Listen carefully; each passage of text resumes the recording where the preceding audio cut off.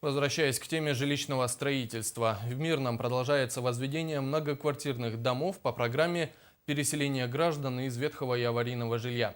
В одном из домов уже заканчивается отделка внутренних помещений, и к Новому году туда въедут первые жильцы. На днях ход строительных работ оценила комиссия городской администрации. Роман Муконин продолжит.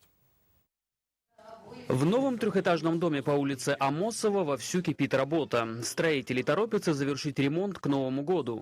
Комиссия городской администрации зорко следит за всеми недочетами и недоделками, подстегивая подрядчиков быстро и в срок выполнять заявленные объемы. В доме 35 квартир, половина из которых одно- и двухкомнатные, то есть самые востребованные варианты. Хорошая квадратура делает квартиры просторными и светлыми. Отделка жилых помещений под ключ, а на кухне будущих жильцов ожидает подарок в виде новой электропечи. В целом проект дома очень даже неплох, и самое главное, что здесь настоящая жара, причем не только в квартирах, но и коридорах. Буквально вчера проходил технический контроль, и делал исследование тепловизором.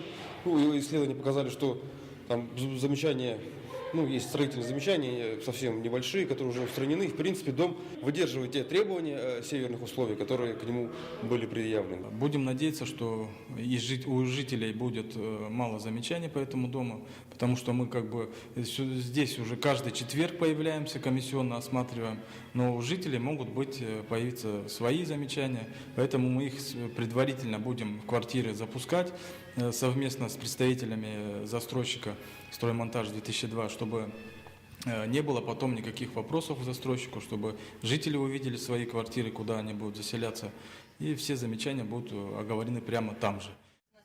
Сейчас здесь идет прокладка кабельного телевидения и интернета. Строители хотят обеспечить дом всем необходимым, чтобы будущие жильцы не беспокоились ни о чем.